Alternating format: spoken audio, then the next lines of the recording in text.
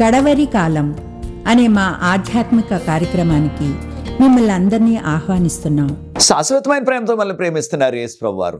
మన కొరకు ఆయన శిలువ మీద ప్రాణం పెట్టారు. ఆయన నమ్మిన వారందరికీ ఉచితంగా రక్షణ ఇస్తున్నారు. ఆ ప్రేమ గల యేసు ప్రభువు వారు త్వరలో వస్తున్నారు ఈ లోకానికి రెండవసారి. ఆయన నమ్మిన వారందరినీ కూడా పరలోకం తీసుకెళ్తారు.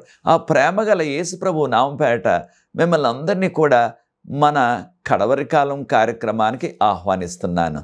ప్రియ సోదరి సోదరులారా, మనము క్రీస్తు రెండవ రాకడ తేదీ మీకు తెలియనా అనే అంశాన్ని బైబిల్ గ్రంథం నుంచి ధ్యానిస్తున్నాం. ఇది 7వ ఎపిసోడు.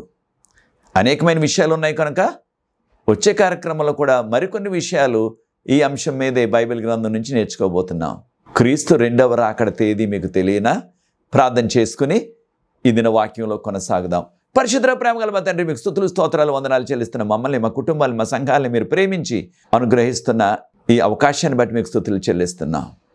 కార్యక్రమాన్ని వీక్షిస్తున్న ప్రతి వ్యక్తిని ఆశీర్వదించండి, వారి కుటుంబాలు దీవించండి. ఈ పరిచర్య ముందు కొనసాగడానికి ఎవరైతే సహకరిస్తున్నారో ప్రతి వారిని ప్రత్యేకంగా దీవించండి.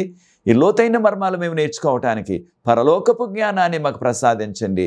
పరిశుద్ధాత్మతో మమ్మల్ని నింపండి. ఈ విషయాలు బైబిల్ గ్రంథం నుంచి మేము నేర్చుకొని దాని ద్వారా మీకు యోగ్యమైన కుమారులుగా కుమార్తెలుగా జీవిస్తూ త్వరలో మీరు రెండోసారి వస్తున్నారు ప్రభువా. మీ రాజ్యంలో ఎత్తబడే ఆ జనాంగంలో మేముండే కృప దయచేయమని యేసు ప్రభువు వారి పరిశుద్ధమైన నామమును బట్టి ప్రార్థిస్తున్నాను తండ్రి, ఆమేన్. ప్రియ సోదరి సోదరులారా, క్రీస్తు రెండవ రాకడ అనేది ప్రతి తరంలో కూడా ఎంతో ఆసక్తితో విశ్వాసులు ఎదురు చూచారు. ప్రాముఖ్యంగా ఎవరైనా విశ్వాసం మరణించినట్లయితే ఆ యొక్క కుటుంబము, ఆ విశ్వాసులు, ఆ ప్రాంతంలో ఉన్న వారందరూ కూడా విశ్వాసులైనట్లయితే ఖచ్చితంగా యేసు ప్రభు రెండవ రాకను ప్రస్తావించి ఆ దినం కొరకు మనం ఎదురు చూద్దాం అనే ఆ నిరీక్షణ ప్రతి వారు ఒకరితో ఒకరు చెప్పుకుంటూ ఉంటారు. ఇది గత 2000 సంవత్సరాల నుంచి కూడా జరుగుతూనే ఉన్నది. ప్రతి తరంలో కూడా క్రీస్తు రెండవ రాకడ కొరకు ఎంతో ఆశతో ఎదురు చూచారు ప్రజలు. ఇంకా రెండవ రాకడ రాలేదు. మనం కూడా ఈ కడవరకాల చివరి దినాల్లో జీవిస్తున్నాం. ఆయన రాకడ కొరకు ఎదురు చూస్తున్నాం. ప్రియ సోదరి సోదరులారా, యేసుప్రభు రెండో రాకడలో ఆయన వచ్చినప్పుడు ఎలా వస్తారు? ఈ విషయాలు మనం బైబిల్ గ్రంథం నుంచి నేర్చుకుంటున్నాం. యేసుప్రభు వారు రెండవ రాకడలో ఆయన రాజులకు రాజుగా, ప్రభువులకు ప్రభువుగా వస్తారని బైబిల్ గ్రంథం మనకు బోధిస్తుంది. ఈ విషయాన్ని మనం ప్రకటన గ్రంథం 19వ అధ్యాయం 16వ వచనంలో మనం గమనించినట్లయితే యేసుప్రభు వారు రాజులకు రాజుగా, ప్రభువులకు ప్రభువుగా ఆయన మహిమతో వస్తారని మనకు చెప్పబడ్డది.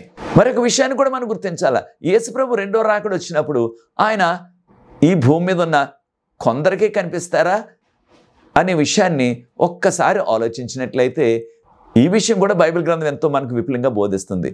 అది యేసుప్రభు రెండవ రాకడ వచ్చినప్పుడు ప్రతి నేత్రము ఆయనను చూచును అనగా, యేసుప్రభు రెండవ రాకడ తేదీ వరకు ఎవరైతే జీవించి ఉంటారో ప్రతి నేత్రము ఆయన చూడగలుగుతారు.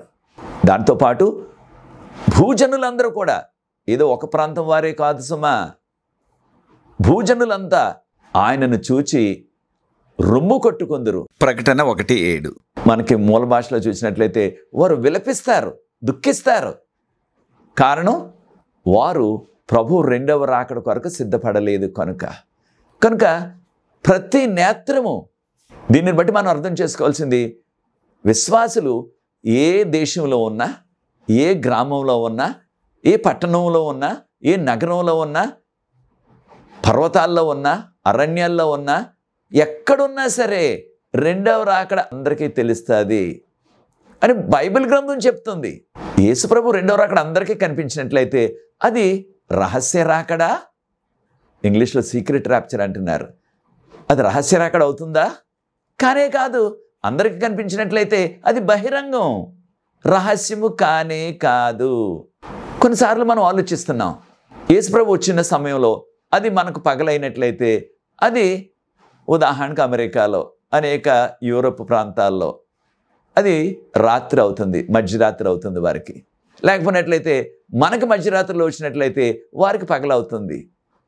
మరి అది మన ప్రాంతాల్లో అయినా లేకపోతే ఆ పాశ్చాత్య దేశాలు అయినప్పటికీ రాత్రి వేళ అయినట్లయితే వారికి, ఆ ప్రాంతంలో ఉండే వారికి రాత్రి వేళ అయినట్లయితే మానవులుగా మనం ఏం చేస్తాం? సామాన్యంగా ఎక్కువ మంది నిద్రపోవాలా, నిద్ర పట్టేస్తుంది. కారణం పగల మనం పని చేస్తాం, రాత్రి నిద్ర వచ్చేస్తుంది. మరి ఆ నిద్ర వచ్చినప్పుడు ఆ ప్రాంతం వారు గాఢ నిద్రలో ఉన్నప్పుడు యేసుప్రభు రెండో రాకడ జరిగినట్లయితే ఆ గాఢ నిద్రలో ఉన్న ఆ వ్యక్తికి లేకపోతే అక్కడ ఉన్న వారందరికీ కూడా ఎలా కనిపిస్తుంది రెండవ రాకడ అనే ప్రశ్న కూడా మనకు వస్తుంది. అయితే ప్రియ సోదరి సోదరులారా, ఒక విషయాన్ని మనం గమనించాలి బైబిల్ గ్రంథం నుంచి. యేసుప్రభు రెండో రాకడ వచ్చినప్పుడు బైబిల్ గ్రంథంలో ఎంతో విపులంగా మనకు చెప్పబడ్డది. ఆయన కోటాను కోట్ల దూతలు, వేల దూతలు కాదు సుమా, కోటాను కోట్ల దూతలు వారందరూ కూడా ఎలా వస్తారు? బోర్రలు మోగించుకుంటూ, బోర్రలు ఊదుకుంటూ వస్తారు అని చెప్పబడ్డది. ఈ విషయాలు మనం మొదటి తెస్సలోనియలకు రాసిన పత్రిక 4:16 గమనించినట్లయితే ఆర్భాటముతోనూ ప్రధాన దూత శబ్దముతోనూ దేవుని బోరతోనూ ఆయన దిగి వస్తారు. ప్రియ సోదరి సోదరులారా, అన్ని కోటాను కోట్ల మంది దూతలు బోర ఊదుతున్నట్లయితే ఎంత గాఢ నిద్రలో ఉన్నప్పటికీ ఖచ్చితంగా ఆ వ్యక్తికి మెలకు రావాలి, ఖచ్చితంగా మెలకు వస్తుంది. అయితే కొంతమంది అనవచ్చు మనం, కొంతమంది చాలా గాఢ నిద్రపోతారు. కొన్ని ప్రాంతాల్లో మనం ముద్దు నిద్ర అంటాం. అంటే ఇక వారికి ఏమీ తెలియదు. నిజమే, గాఢ నిద్ర పెట్టేసినట్లయితే ఎవరిదైనా అదే పరిస్థితి. అయితే చూడండి, యేసుప్రభు రెండో రాకడలో ఆ దేవదూతలందరూ బోర్లు ఊదినప్పుడు ఏం జరగబోతుంది? బైబిల్ గ్రంథం మనకి బోధించేది, ప్రభువునందు ఎవరైతే విశ్వాసం ఉంచి మరణించారో వారందరూ కూడా లేస్తారు అని చెప్పబడ్డది. అనగా చనిపోయి ఎన్ని వందల సంవత్సరాలు లేక వేల సంవత్సరాలు, ఉదాహరణకు ఆదాము గారు చనిపోయి ఇప్పటికీ 5,000 సంవత్సరాలు దాటికిపోయింది. అలాంటి వారు కూడా మహిమ శరీరాలతో లేచిపోతారు. అనగా అటువంటి మట్టి అయిపోయిన వారికి కూడా దేవదూతల యొక్క బోర్లు వారికి వినపడతాయి. ఆ బోర వినిపించినప్పుడు వారు మట్టి అయిపోయినప్పటికీ మహిమ శరీరాలతో లేచిపోతారు. ఈ ఆశ్చర్యకరమైన విషయాన్ని మనం గమనించాలి. మొదటి కొరింథీయులకు రాసిన పత్రిక 15:52 కడబోరం రోగును, అప్పుడు మృతులైన వారందరూ కూడా అక్షయులుగా, అనగా మృతులైన వారు వృద్ధాప్యంలో చనిపోయినప్పటికీ లేకపోయినట్లయితే వారికి కొన్ని శారీరక అవయవాలు, చేతులు కానీ కాళ్ళు కానీ పోయినప్పటికీ లేకపోయినట్లయితే వారు ఒకవేళ ఈ లోకంలో కుష్ఠరోగంతో ఉండి వారి వేళ్ళు అవన్నీ కూడా కుష్ఠరోగం తినేసినప్పటికీ వారు మరణించినప్పుడు వారు కొన్ని అవయవాలు లేవు శరీరానికి. అయితే రెండవ రాకడలో వారు లేచినప్పుడు ఎలా లేస్తారు? ఏ అవయవాలు లేకుండా కాదు, లేకపోతే ఏ విధమైన అంగవైకల్యంతో కాదు వారు లేచేది, సంపూర్ణ శరీరం. దీన్ని మహిమ శరీరం అంటున్నాం. అటువంటి మహిమ శరీరాలతో లేస్తారు. అనగా దేవుని బోర ఎంత శక్తి గలదో చూడండి. మట్టయిపోయిన వారు సహితం వారు మరణ నిద్ర నుంచి మేల్కొని మహిమ శరీరాలతో లేచిపోతున్నారు. మరి ఒకవేళ మనం ఊహించినట్లుగా శారీరకంగా వారు గాఢ నిద్రలో, మొద్దు నిద్రలో ఉన్నప్పటికీ ఖచ్చితంగా మెలకు వస్తుంది. ప్రియ సోదరి సోదరులారా, అన్ని బోర్ల శబ్దాన్ని చనిపోయిన వారు సహితం ఆ యొక్క సమాధుల్లో విని, అనగా చనిపోయిన వారికి సహితం, మట్టయిపోయిన వారికి సహితం దేవుని బోర వినపడిపోతుంది. అది విన్న వెంటనే వారు మహిమ శరీరాలతో లేచిపోతారు. ఈ భూమంతా కూడా ఆ విధంగా చనిపోయిన వారు పునరుద్ధానం చెందుతున్నట్లయితే అది రహస్యరాకడ అవుతుందా? ప్రియ సోదరి సోదరులారా, మీరే చెప్పండి. దాన్ని రహస్యరాకడ అనొచ్చా? అనలేము. కారణం ఏంటి? అది అందరికీ కూడా కనిపిస్తుంది. మరణించిన విశ్వాసులు అందరూ కూడా లేస్తారు కనుక అది ఏదో రహస్యంగా జరిగే సంఘటన కాదు రెండవ రాకడ అనేది. మరొక విషయాన్ని కూడా మనం గమనించాలా.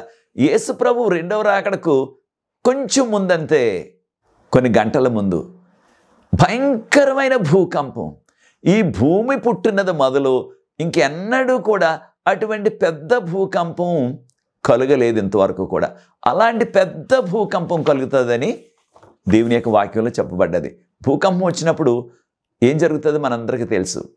ఉన్న డాబాలు, మేడలన్నీ కూడా అవి బలమైన గాలి వస్తే ఏ రీతిగా చెట్లు ఊగిపోతాయో, చిగురుటాకులాగా వణికిపోతాయో, అలాగా పెద్ద పెద్ద మేడలు కూడా ఊగిపోతాయి, దాంతోపాటు పడిపోతాయి. మనం ఎన్ని పిల్లర్లు వేసి కట్టినా, ఎంత ఇనప ఊసలేసి కట్టినప్పటికీ అటువంటి పెద్ద పెద్ద భవనాలు భూకంపం వచ్చినప్పుడు తట్టుకోలేవు, పడిపోతాయి. ఈ రోజుల్లో మనకున్న ఈ సాంకేతిక నైపుణ్యాన్ని బట్టి అనేక ప్రాంతాల్లో భూకంపాలు వచ్చిన ప్రాంతాల్లో ఈ CCTVల్లో ఆ విషయాలు రికార్డ్ అయిపోతున్నాయి. ఏ రీతిగా భూకంపం వచ్చినప్పుడు ఆ బిల్డింగ్ ఎలా ఊగిపోతుంది, ఆ బిల్డింగ్ ఏ రీతిగా నేలమట్టం అయిపోతుంది, పడిపోయే వరకు కూడా ఆ యొక్క CC కెమెరాలో రికార్డ్ అయిపోతుంది. ఆ దృశ్యాలు చూసినప్పుడు మనకి శరీరం ఏకంగా గగ్గురు పొడుస్తుంది, భయం వేసేస్తుంది, శరీరం అంతా కూడా జలధరించిపోతుంది. అంత ఘోరంగా భవనాలు పడిపోతాయి పెద్ద భూకంపం వచ్చినప్పుడు. రెండవ రాకడకు ముందు రాబోయే భూకంపము ఇదివరకు ఎప్పుడు జరగలేదు. అటువంటి భూకంపం ఇక ఎప్పుడు కూడా భవిష్యత్తులో రాబోదు. అంత పెద్ద భూకంపం అనగా ఎంత బలమైన బిల్డింగ్ అయినా, ఎంత బలమైన బ్రిడ్జి అయినా, ఎలాంటిదైనా సరే అది కూలిపోతుంది అని చెప్పబడ్డది. ఈ విషయాలు మనం ప్రకటన గ్రంథం 16:18 గమనిస్తున్నాం. కనుక ప్రియ సోదరి సోదరులారా, అంత పెద్ద భూకంపం వచ్చి బిల్డింగ్లే పడిపోతున్నప్పుడు ఒకవేళ ఎవరైనా సరే గాఢ నిద్రలో, ముద్దు నిద్రలో ఉన్నప్పటికీ ఖచ్చితంగా మెలకు వచ్చేస్తుంది. వారు పడుకున్న పడక మీద నుంచి కింద పడిపోతారు ఆ యొక్క భూకంప దాటికి. కనుక ఎవరు కూడా రెండవ రాకడ రహస్యంగా వస్తుంది, దొంగ వలె వస్తుంది అనే మాట దానిని మనం నమ్మవద్దు. నిజమే, క్రొత్త నిబంధనలో క్రీస్తు రాకడ దొంగ వలె అని పోల్చారు. అది మానవులుగా మనం ఆ యొక్క మాటను అర్థం చేసుకోవటానికి, ఆ యొక్క మానవులు వాడే ఆ మాట దొంగ అనగా ఎప్పుడు కూడా చెప్పి రాడు మనకి. ఆ దొంగ వచ్చే సమయం, ఆ యొక్క దొంగ వచ్చే రోజు మనకు తెలియదు. దానిని అర్థం చేసుకోవటానికి యేసుప్రభు వచ్చే ఆ సమయం కానీ, ఆ దినం కానీ, ఆ సంవత్సరం కానీ ఎవరికీ తెలియదు. కనుక మనం అర్థం చేసుకోవటానికి ఆయన రాకడ దొంగ వలె వస్తుందని చెప్పారు. ఈ విషయాన్ని మనం గుర్తించాలా. కనుక ప్రియ సోదరి సోదరులారా, యేసుప్రభు వచ్చినప్పుడు ఆయన రాకడ ప్రతి వారికి కూడా కనిపిస్తుంది. క్రీస్తు రెండవ రాకడ సమయంలో మనకున్న బలమైన బిల్డింగులు కానీ, మనకున్న చిన్న చిన్న ఇళ్ళు అయినా సరే ప్రతిది కూడా ఎండిపోయిన ఆకులు చెట్టు మీద నుంచి ఏ రీతిగా రాలిపోతాయో ఎండిపోయిన తర్వాత, అలాగా బిల్డింగ్లన్నీ కూడా పడిపోతాయి, ఇళ్ళన్నీ పడిపోతాయి, బ్రిడ్జ్లన్నీ పడిపోతాయి. ఇది దేవుని వాక్యం. ప్రకటన గ్రంథం 16:18 మరి అంత సంఘటన జరుగుతున్నప్పుడు ఒకవేళ ఎవరైనా మొద్దు నిద్రలో, గాఢ నిద్రలో ఉన్నప్పటికీ ఖచ్చితంగా వారికి కూడా మెలకు వచ్చేస్తుంది. కనుక రెండవ రాకడ వచ్చింది, నాకు తెలియలేదు, నేను నిద్రపోతున్నాను అని ఎవరు కూడా సాకులు చెప్పటానికి అవకాశం లేదు. అందరికీ తెలుస్తుంది వారు ఎక్కడున్నప్పటికీ. కనుక అది రహస్య రాకడ కాదు, రహస్య రాకడ అనకూడదు మనం దాన్ని. ఇదంతా కూడా సాతాను యొక్క మోసం. సాతాను ఈ విధమైన బోధ, బైబిల్ గ్రంథంలో లేని బోధ, రహస్య రాకడ, ఇంగ్లీష్లో సీక్రెట్ ర్యాప్చర్ అంటున్నారు, దానిని ప్రవేశపెట్టాడు సాతాను సంఘాల్లో. అనేక మంది దాన్ని నమ్ముతున్నారు, చాలామంది దాన్ని బోధిస్తూనే ఉన్నారు. బైబిల్ గ్రంథంలో ఆ మాట మనకు కనిపించదు, రహస్య రాకడ అనే మాట కనిపించదు. ఇంగ్లీష్లో సీక్రెట్ ర్యాప్చర్ అంటున్నాం.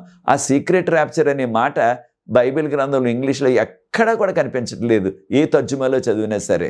కనుక ప్రియ సోదరి సోదరులారా, ఇది మానవులు కల్పించినది. వారు ఊహించిన ఉద్దేశాన్ని మన మీద రుద్దేయటానికి వాడుతున్న పదం ఇది, రహస్య రాకడ అనేది.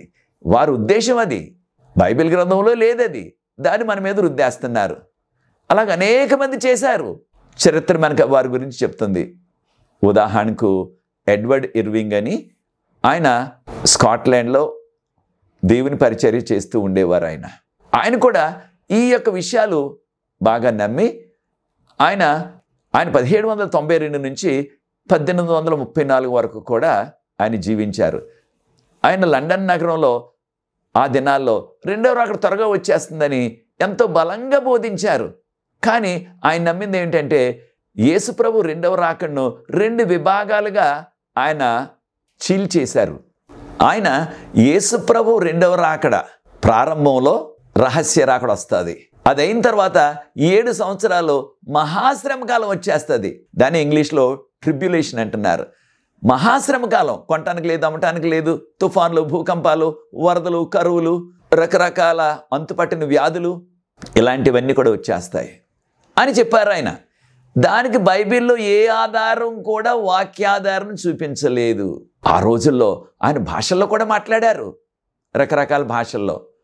చాలామంది ఆయన చెప్పిన విషయాలు నమ్మారు. ఆయన యేసుక్రీస్తు రెండవ రాకడ 1864లో వచ్చేస్తుందని చెప్పారు. అప్పుడు ఆ యొక్క సంఘ యాజమాన్యం ఆయన్ని, సంఘ నాయకులు ఆయన్ని పరిచర్య నుంచి తొలగించేశారు ఆ దినాల్లో. అయితే ఆయన చెప్పిన బోధ ఈనాటికి కూడా ఇంకా సజీవంగా ఎంతో బలంగా వెళ్ళిపోతుంది. అదేమిటి? యేసు ప్రభు రెండవ రాకడ ప్రారంభంలో రహస్య రాకడ వస్తుంది. తర్వాత 7 సంవత్సరాలు జరుగుతాయి. ఆ 7 సంవత్సరాలు మహాశ్రమ కాలం. 7 సంవత్సరాలు అయిపోయిన తర్వాత ఆయన మహిమ రాకడ వస్తుంది. అంటే అప్పుడు అందరికీ కనిపిస్తుంది ఆయన రాకడ అన్నట్టుగా ఎడ్వర్డ్ ఇర్వింగ్ గారు చెప్పిన ఆ బోధ ఈనాటికి కూడా దాదాపుగా అందరూ కూడా ఈ విధమైన విషయాలు బోధిస్తున్నారు. అయితే బైబిల్ గ్రంథంలో దీనికి ఏ విధమైన ఆధారాలు మనకి చూపించటం లేదు. మనం వారిని ప్రశ్నించినట్లయితే, ఈ విధమైన బోధలు చేసేవారిని మనం అడిగినట్లయితే 7 సంవత్సరాలు మహాశ్రమ కాలం అని ఎక్కడున్నది బైబిల్ గ్రంథంలో? ఒక్క వాక్యం నాకు చూపించండి అని మనం వారిని కోరినట్లయితే, వారు బైబిల్ గ్రంథంలో ఏ విధమైన బైబిల్ ఆధారాన్ని, బైబిల్ వాక్యాల్ని చూపించట్లేదు. కారణం ఇది వారి ఊహ మాత్రమే. ఈ విధంగా ప్రవచనాలను వివరించేవారు వారి బోధ, వారి ఊహ ఇది. వారు అనుకుంటున్న విషయాలు మన మీద రుద్దేస్తున్నారు. బైబిల్ గ్రంథంలో లేవవి. ఈ విషయాన్ని మనం గమనించాలి ప్రియ సోదరి సోదరులారా.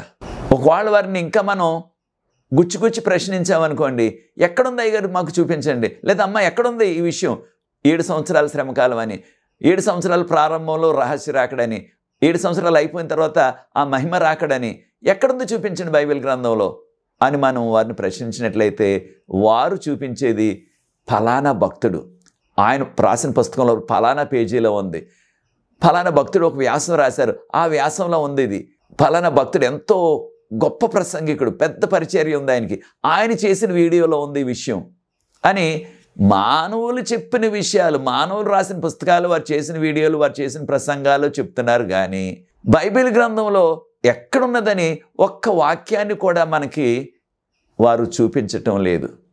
ఇంత ప్రాముఖ్యమైన విషయం క్రైస్తవులుగా అది బైబిల్ గ్రంథంలో లేకపోయినట్లయితే దాన్ని మనం ఎలా నమ్మాలి? ఈ విషయాన్ని కూడా మనం గమనించాలి. ఇంత ప్రాముఖ్యమైన విషయం ఇది బైబిల్ గ్రంథంలో ఉంటే నమ్మాలి మనం క్రైస్తవులం కనుక. కారణం, ఎప్పుడైనా మనం రాత్రి వేళ చీకట్లో ఎక్కడికైనా వెళ్ళాలనుకోండి, పూర్వకాలంలో వీధి లైట్లు లేవు, ఎక్కడికైనా వెళ్ళాలంటే ఖచ్చితంగా ఏదో చిన్నదైనా సరే దీపం పట్టుకుని వెళ్ళాలి. ఈ రోజుల్లో అయితే మనకు రకరకాల టార్చ్ లైట్ అంటున్నాం ఇంగ్లీష్లో, బ్యాటరీతో నడిచే లైట్లు, మన మొబైల్ లైట్లు వచ్చేసాయి. మరి ఎక్కడికి వెళ్ళాలన్నప్పటికీ, ఎక్కడికైనా వెళ్ళాలంటే చీకట్లో ఖచ్చితంగా లైట్ ఉండాలి. లైట్ లేకపోయినట్లయితే మన గమ్యస్థానానికి మనం చేరలేము. అలాగే ప్రియ సోదరి సోదరులారా, మనము ఆధ్యాత్మిక యాత్రలో, ఆత్మీయ యాత్రలో ఉన్నాం. ఈ ఆధ్యాత్మిక యాత్రలో మనకి వెలుగు కావాలి. బైబిల్ గ్రంథంలో పాపాన్ని చీకటితో పోల్చారు, దేవుని యొక్క వాక్యాన్ని వెలుగుతో పోల్చారు. కనుకనే ప్రియ సోదరి సోదరులారా, ఈ యొక్క పాపపు లోకంలో మన యొక్క ఆధ్యాత్మిక యాత్ర కొనసాగటానికి మనం గమ్యానికి చేరాలా. ఏది మన గమ్యం? పరలోక రాజ్యం. పరలోక రాజ్యం చేరటానికి మనకున్న ఒకే ఒక సహాయం, అది దేవుని యొక్క వాక్యము.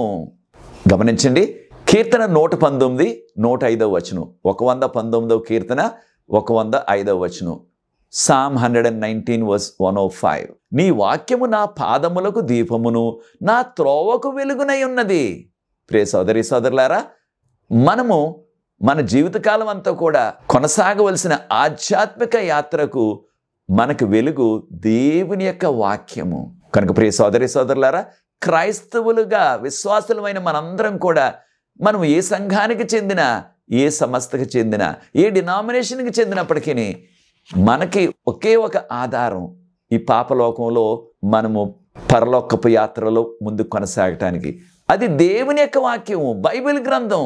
కనుక బైబిల్ గ్రంథమే మనకి ఆధారం, బైబిల్ గ్రంథమే దేవుని యొక్క వెలుగు. కారణం ఇది దేవుని యొక్క వాక్కు. యేసుప్రభు అన్నారు, నేను లోకమునకు వెలుగై ఉన్నానన్నారు. యోహాను సువార్త 8:12 దేవుని యొక్క వాక్యమే మనకు వెలుగు. కారణం ఈ దేవుని యొక్క వాక్యం, బైబిల్ గ్రంథం దేవుని మాటలు.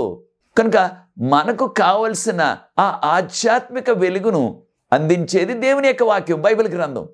ఆ బైబిల్ గ్రంథాన్ని మనం పఠిస్తూ ఆ వాక్యపు వెలుగులో మన ఆధ్యాత్మిక ప్రయాణాన్ని కొనసాగించాలా.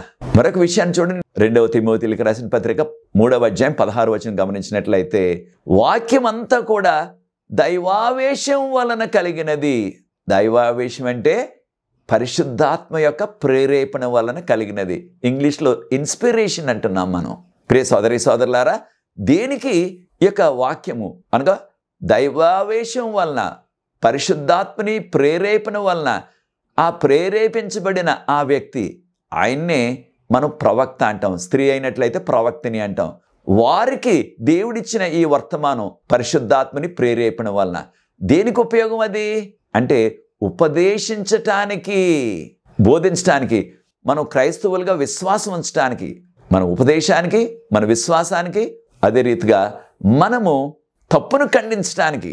మనం ఎవరైనా సరే దేవునికి విరుద్ధమైన మార్గంలో వెళ్తున్నట్లయితే ఆ యొక్క దేవుని యొక్క విరుద్ధమైన మార్గాలు ఖండించడానికి దేని ద్వారా? వాక్యం ద్వారా. కనుక దేవుని వాక్యం ఎంత ప్రాముఖ్యమో చూడండి. అనగా మన విశ్వాసం, మనం నమ్మే ఆ సిద్ధాంతాలు, మనం బోధించే బోధలు, మన ప్రసంగాలు, మన వీడియోలు అన్నీ కూడా దేవుని వాక్యం మీద ఆధారపడి ఉండాలా. దేవుని వాక్యం ఆ విషయాలు చెప్పకపోయినట్లయితే ఆ విషయాలు మనం చెప్పకూడదు, ప్రస్తావించకూడదు, వాటిని మనం నమ్మకూడదు.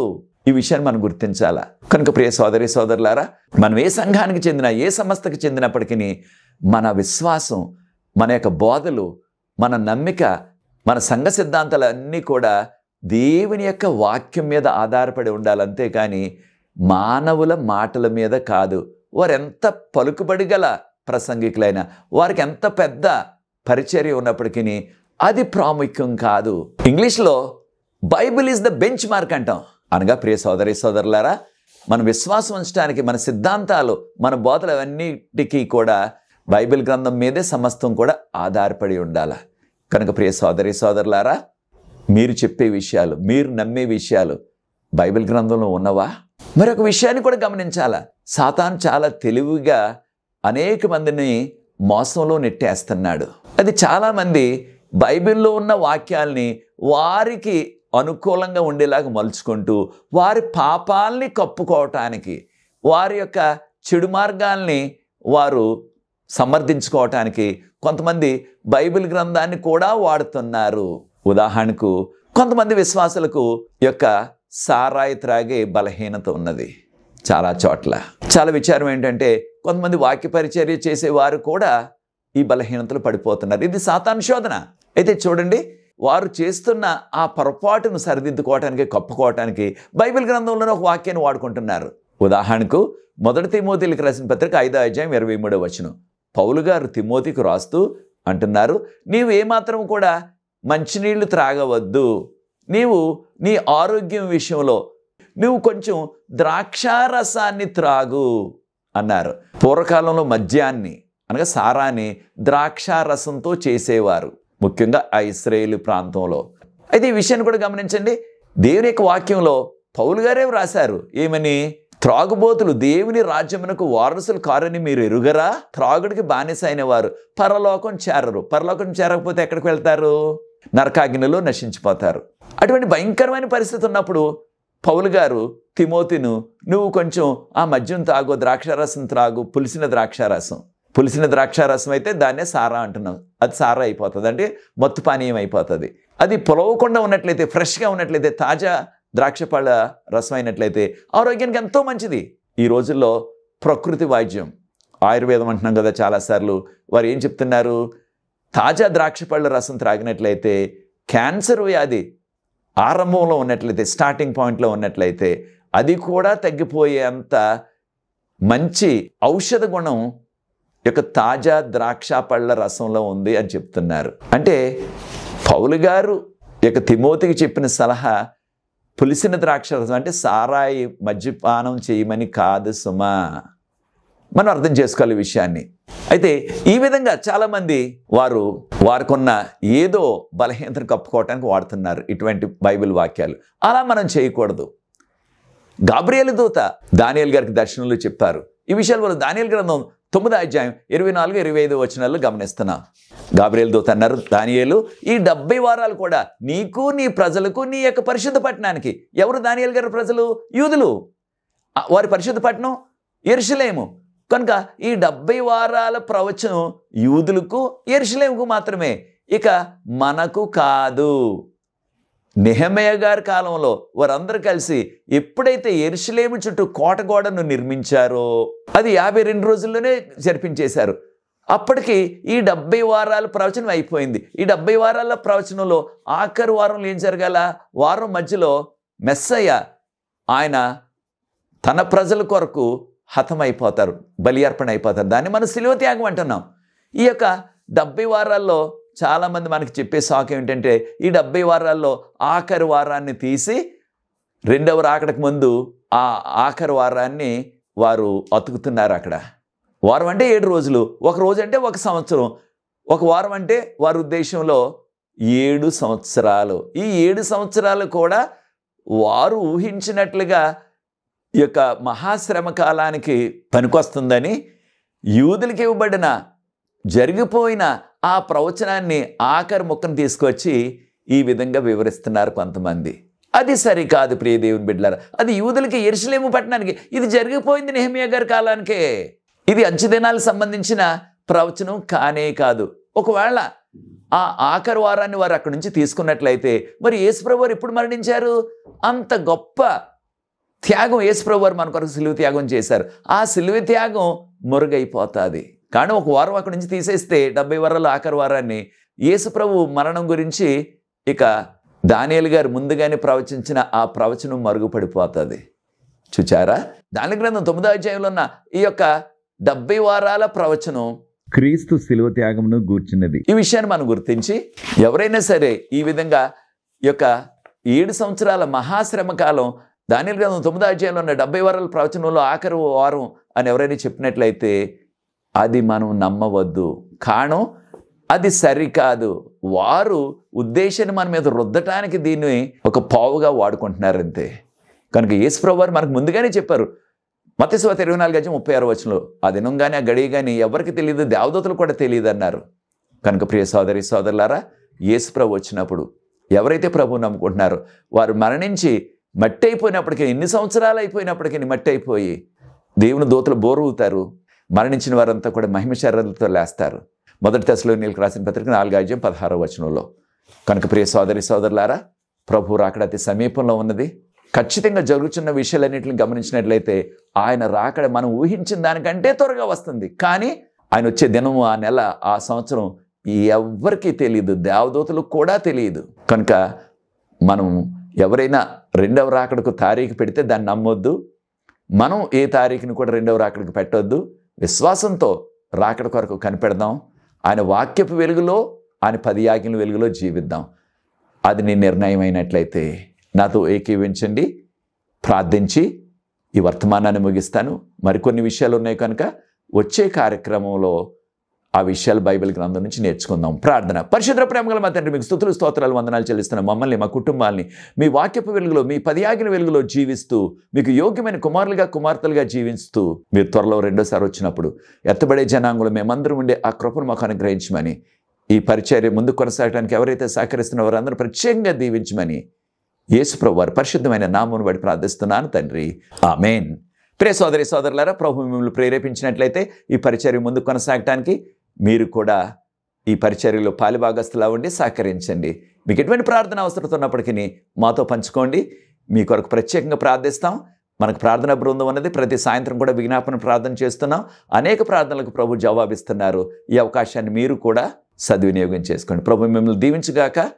వచ్చే ఎపిసోడ్లో మరలా కలుసుకుందాం. God bless you.